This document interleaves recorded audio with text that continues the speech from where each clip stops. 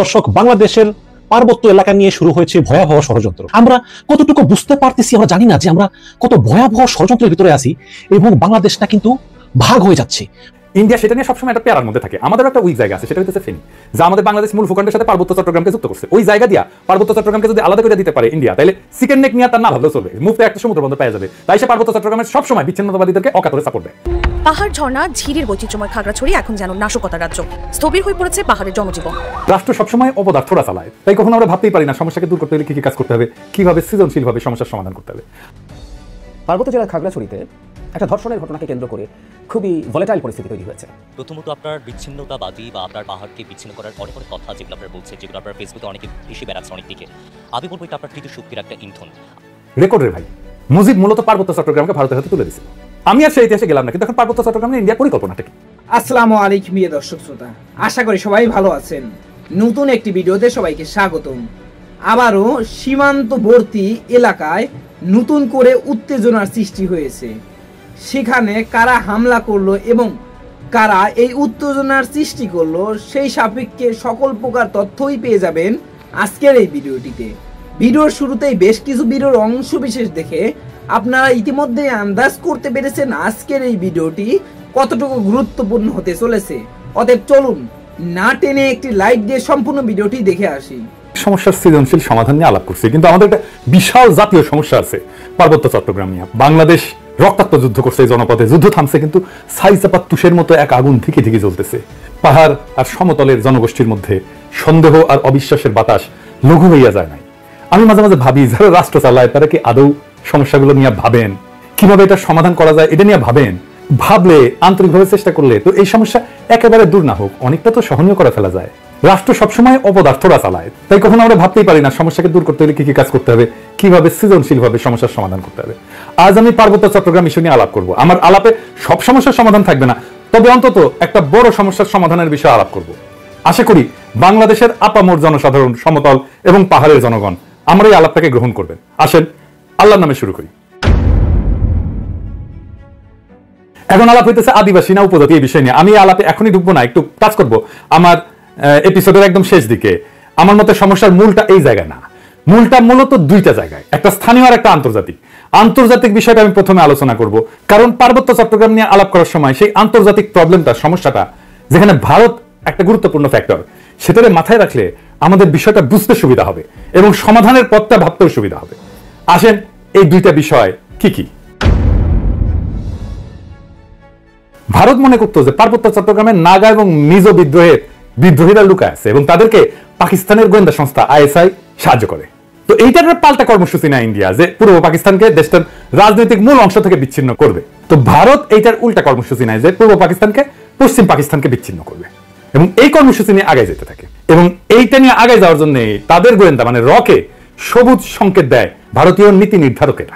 অনেক পরে ভারতের গোয়েন্দা সংস্থা র, তার কর্মকর্তা বি রমন এই সম্পর্কে বলছেন যে এই যে পূর্ব পাকিস্তান থেকে ভারতের উত্তর পূর্বাঞ্চলে আইএসআই চালানো কার্যক্রমের অবসান ঘটাইতে ইন্দিরা গান্ধী পূর্ব পাকিস্তানের বাংলা ভাষীদেরকে পাকিস্তান থেকে বিচ্ছিন্ন হওয়া এবং বাংলাদেশ নামে একটা পৃথক রাষ্ট্র প্রতিষ্ঠার ব্যাপারে সহায়তা করতে হবে এই সিদ্ধান্ত নেয়। এটা বি রমনের বইয়ে লেখা আছে। তো ভারতীয় তরফ থেকে বাংলাদেশের মুক্তিযুদ্ধের সংশ্লিষ্টতার একটা বড় উপাদান ছিল একটা বিশেষ বাহিনীকে পার্বত্য চট্টগ্রাম দিয়ে অপারেশনে পাঠানো। এই বিশেষ বাহিনীর নাম ছিল special frontier force. General Uban ছিল এই ফোর্সের প্রথম ইন্সপেক্টর জেনারেল। 1962 সালের শেষ দিকে এই ফোর্সটা গড়ে উঠছিল। 71 সালে এই জেনারেল উবানি ছিলেন মুজিব বাহিনীর প্রশিক্ষক। মুজিব বাহিনী কি জানেন তো? ছাত্রলীগ, যুবলীগ আর আওয়ামী লীগের যৌথ গেরিলা বাহিনী। এরা কিন্তু যুদ্ধ করেনি, আর আজকে তারা মুক্তিযুদ্ধের সিপাহসালার হয়ে গেছে। শুধু তাই না, উবান ছিল রক্ষী বাহিনীরও প্রশিক্ষক। তাইলে বুঝতে পারতেছেন তো যে ইন্ডিয়ার প্ল্যানটা কি এবং কিভাবে সে প্ল্যানগুলো সাজাচ্ছে তার আশেপাশে। এবং পার্বত্য চট্টগ্রামে যখন 71-এ চূড়ান্ত অপারেশন হয়েছিল তখন মুজিব বাহিনী না, স্পেশাল ফ্রন্টিয়ার ফোর্স নামে ওই আনকনভেনশনাল বাহিনীকেও ভারতীয়রা পার্বত্য চট্টগ্রাম দিয়ে বাংলাদেশে ঢুকায় দেয়। এবং এই স্পেশাল ফ্রন্টিয়ার ফোর্স অনেক দিন থাকে, এমনকি 1975 পর্যন্ত থাকে পার্বত্য চট্টগ্রামে। তো এই ফোর্সের দায়িত্ব কি ছিল? যে পার্বত্য চট্টগ্রামে যে ভারত নিয়ন্ত্রিত মিজোরাম এবং নাগাল্যান্ডের স্বাধীনতা সংগ্রামী আছে তাদেরকে খুঁজে বের করে এবং নিশ্চিহ্ন করা। এখানেই শেষ না, এই স্পেশাল ফ্রন্টিয়ার ফোর্সের সাথে মুজিব বাহিনী পার্বত্য চট্টগ্রাম দিয়ে যখন অভিযান শুরু করে, এটা নভেম্বরের শেষ দিকে। এরা ত্রিপুরা রাজ্য থেকে পার্বত্য চট্টগ্রামের পানছড়িতে প্রবেশ করে নভেম্বরের শেষে। একদল চাকমা তাদেরকে অভ্যর্থনা জানাইতে যায়, মনে করছে তাদের মুক্ত করতে আসছে। এই জন্য একটা খাসিও নিয়ে গেছিল বেচারারা। আহারে, মুজিব বাহিনী ও স্পেশাল ফ্রন্টিয়ার ফোর্স এই সদস্যদের খাসিটা নিছে, কিন্তু অভ্যর্থনাকারী সবাইকে হত্যা করছিল। তারপর তারা পানছড়ি পাহাড় গ্রামগুলোতে হামলা শুরু করে, বাড়িঘর লুটপাট করে, আগুন লাগায় দেয়, সামনে যাকে পায় তাকেই হত্যা করে এবং মেয়েদেরকে ধর্ষণ করে। তাদের হামলায় পানছড়িতে ওই দিনই নিহত হয়েছিল 32 জন নিরীহ পাহাড়ি। তারপর তারা পানছড়ি থেকে খাগড়াছড়ির দিকে রওনা হয় এবং যাওয়ার পথে 176টা বাড়িঘর জ্বালায় দেয়। 14 ডিসেম্বরেও তারা 22 জনকে হত্যা করে। এই ছিল আওয়ামী লীগের মুজিব বাহিনীর মুক্তিযুদ্ধ। এটাই তাদের কন্ট্রিবিউশন। বাংলাদেশ থেকে ভারতীয় সামরিক বাহিনী চলে যাওয়ার সময় তাদের সেনাবাহিনীর এই স্পেশাল ফ্রন্টিয়ার ফোর্সকে রেখে দেওয়া হয় কক্সবাজারে। 72 সালের জুলাই পর্যন্ত পার্বত্য চট্টগ্রামে অপারেশন চালায়, তারপরে তারা প্রত্যাবর্তন করে। কিন্তু সবাই যে চলে গেছিল তা কিন্তু না, কারণ মুজিব যেদিন জয় বাংলা হয় না 1975-এ, ওই সময় পার্বত্য চট্টগ্রামে অপারেশন চালানো একটা ভারতীয় হেলিকপ্টার বিধ্বস্ত হয়। রেকর্ডের ভাই, মুজিব মূলত পার্বত্য চট্টগ্রামকে ভারতের হাতে তুলে দিছিল। আমি আর সেই ইতিহাসে গেলাম না, কিন্তু এখন পার্বত্য চট্টগ্রাম নিয়ে ইন্ডিয়ার পরিকল্পনাটা কি? ইন্ডিয়ার একটা দুর্বল জায়গা আছে চিকেন নেক, তাই না? আপনারা জানেন, যেটা দখল নিতে পারলে 7 সিস্টার জয় বাংলা হয়ে যাবে, আলাদা হয়ে যাবে। ইন্ডিয়া সেটা নিয়ে সবসময় একটা প্যারার মধ্যে থাকে। আমাদেরও একটা উইক জায়গা আছে, সেটা হচ্ছে ফেনী, যা আমাদের বাংলাদেশ মূল ভূখণ্ডের সাথে পার্বত্য চট্টগ্রামকে যুক্ত করছে। ওই জায়গা দিয়া পার্বত্য চট্টগ্রামকে যদি আলাদা করে দিতে পারে ইন্ডিয়া, তাহলে চিকেন নেক নিয়ে তার না ভাবলেও চলবে, মুফতে একটা সমুদ্র বন্দর পাওয়া যাবে। তাই সে পার্বত্য চট্টগ্রামের সবসময় বিচ্ছিন্নতাবাদীদেরকে অকাতরে সাপোর্ট দেয়, শান্তি বাহিনীকে সাপোর্ট দিচ্ছে, কুকিজিনদের সাপোর্ট দেয়। তারা জানে পার্বত্য চট্টগ্রাম যদি বিচ্ছিন্ন হয়, আলাদা রাষ্ট্র হয়ও, তাইলে এই ল্যান্ড লক একটা অতি অল্প জনগোষ্ঠীর ভূখণ্ডের ইন্ডিয়ার উপরে সর্বাংশে নির্ভর করা ছাড়া আর উপায় নাই। আর ওই অংশটা ইন্ডিয়া খাইয়া ফেলতে কোনো সমস্যা হবে না তখন। তবে আমরা এই সমস্যার কথা কম বেশি সবাই জানি। দ্বিতীয় যে সমস্যা, যেটার কথা আমরা একেবারেই জানি না, আলাপ করি না, সেই সমস্যাটা কি? আসেন সেটা নিয়ে আলাপ করি। এটা খুবই জটিল এবং কম আলোচিত সমস্যা। এই প্রসঙ্গে আমি আর একটা আলোচনা করে নিই, আপনাদের বুঝতে সুবিধা হবে। হংকং আর চায়না মেনল্যান্ড, এই দুইটা ভূখণ্ড কিন্তু একই দেশের হলে সিস্টেম আলাদা, অর্থনৈতিক সিস্টেম আলাদা। হংকং অশান্ত না? আপনি একই দেশের দুইটা সিস্টেম করলে সেটা অশান্তির একটা বীজ হয়ে থাকে, যদি খুব ভালোভাবে ম্যানেজ করা না যায়। কারণ দেশ বা রাষ্ট্র একটা শরীরের মতো, এটা একটা রাজনৈতিক অর্থনৈতিক সংহতির দরকার পড়ে। ইকোনমিক সিস্টেম আলাদা হইলে রাজনৈতিক সংহতি রক্ষা করা দূর হয়ে যায়। কেন? মার্কস বলছেন যে রাজনীতি হচ্ছে অর্থনীতির একটা ঘনীভূত রূপ। অর্থনীতি যেমন, সেটাই রাজনীতি হয়ে দেখা দেয়। কথাটা খুবই সত্য কথা। একটা দেশের ইকোনমি যেমন, তার রাজনীতিটাও তেমন। এটা নিয়ে পরে আবার বিস্তারিত আলাপ করা যেতে পারে, কিন্তু আপাতত আজকের আলাপের জন্য এইটুকু জানলেই চলবে। পার্বত্য চট্টগ্রামের ইকোনমি কি আলাদা? হ্যাঁ, আলাদা। ওদের ইকোনমি ভূমি নির্ভর। ওদের বর্তমান ভূমির মালিকানা ব্যবস্থা খুবই জটিল এবং বহুমুখী একটা কাঠামোর উপর প্রতিষ্ঠিত, যা ঐতিহাসিক, সামাজিক, সাংস্কৃতিক এবং প্রশাসনিক অনেকগুলো কারণের মিশ্রণ। 3টা স্তরে এদের ভূমি ব্যবস্থাপনা। 1 নাম্বার, ঐতিহ্যবাহী ভূমি মালিকানা ব্যবস্থা। এটি সবচেয়ে বড় ভূমি ব্যবস্থাপনা। আনুমানিক 50 থেকে 60% ভূমি এই ঐতিহ্যবাহী ব্যবস্থাপনার আওতায় পড়ে। কেমন সেটা? এইটা গোষ্ঠীভিত্তিক মালিকানা, কোনো ব্যক্তি মালিকানায় না। পার্বত্য অঞ্চলের প্রধান জনগোষ্ঠী যেমন চাকমা, মারমা, ত্রিপুরা এবং অন্যান্য গোষ্ঠীগুলা তাদের নিজস্ব ঐতিহ্যবাহী ভূমি ব্যবস্থাপনা পদ্ধতি অনুসরণ করে। এই ব্যবস্থায় জমির মালিকানা সাধারণত পরিবার বা গোষ্ঠীর মধ্যে থাকে। এটা একটা মৌখিক ঐতিহ্য, লেখাপড়া কিন্তু নাই, কোনো দলিল নাই। জমি ভোগ, দখল এবং ব্যবহার করার অধিকার আছে, কিন্তু সেটা আইনগতভাবে নথিভুক্ত না। জমি চাষ হয় না পাহাড়ে, এই জমি চাষের জন্য যে ভূমি, সেটা কিন্তু এই ঐতিহ্যবাহী কৃষি পদ্ধতি এবং এই ভূমি মালিকানায়। এখানে জমি ব্যক্তিগত মালিকানা না, বরং গোষ্ঠীগত মালিকানায় পরিচালিত হয়। 2 নাম্বার মালিকানা হচ্ছে সরকারি ভূমি মালিকানা। সরকার যেটাকে রিজার্ভ বন ঘোষণা করছে, এটা সরকারের মালিকানা। পার্বত্য চট্টগ্রামের একটা বড় অংশ আমরা জানি যে রিজার্ভ ফরেস্ট বা সংরক্ষিত বন হিসেবে ঘোষিত। এই ভূমি বন বিভাগ দিয়ে নিয়ন্ত্রিত এবং চাষাবাদ এবং বসতি স্থাপন এখানে নিষিদ্ধ। তবে আপনারা জানেন যে পার্বত্য চট্টগ্রামের অধিবাসীরা ঐতিহাসিকভাবে বনের মধ্যে চাষাবাদ করে এবং বসতি স্থাপন করে। তো সরকার যদি নিষিদ্ধ করে দেয়, তাহলে তাদের ঐতিহাসিকভাবে চাষাবাদের পদ্ধতি ছিল, সেটা নষ্ট হয়ে যায় না? এটা মাথার মধ্যে নাই ওদের।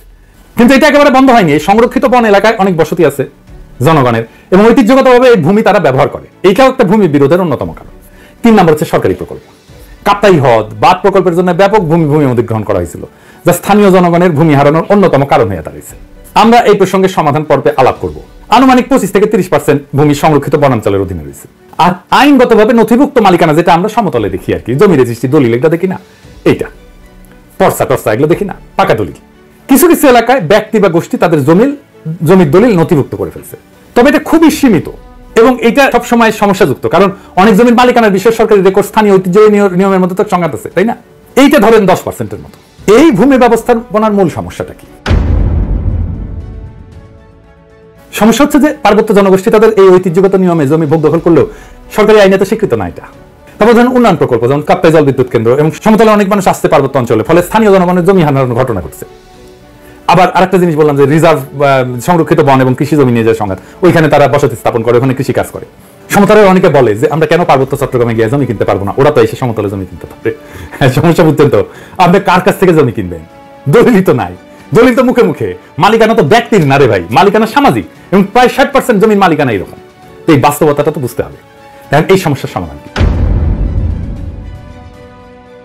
ওয়ান কান্ট্রি টু সিস্টেম ব্যবস্থা আমাদের চালাইতে হবে ততদিন পর্যন্ত যতদিন না ব্যাপক সংখ্যাগরিষ্ঠ পাহাড়িরা এই সিস্টেম বদলানোর জন্য দাবি না করে। আমরা এই ব্যবস্থার জন্য হংকং এর অভিজ্ঞতা, স্কটল্যান্ড, উত্তর আয়ারল্যান্ডের অভিজ্ঞতা কাজে লাগাতে পারি। এইটা করে ঐতিহ্যবাহী ভূমি ব্যবস্থাকে আইনি স্বীকৃতি দিতে পারি এবং পুরো পার্বত্য চট্টগ্রামকে আমরা গ্রিন ইকোনমির আওতায় আনতে পারি। তাহলে আমাদের এই ওয়ান কান্ট্রি টু সিস্টেমটা ভালোভাবে বাস্তবায়ন করা যাবে। অর্থনৈতিক উন্নয়ন আর স্বাতন্ত্র্য 2 লক্ষ্যই অর্জিত হবে।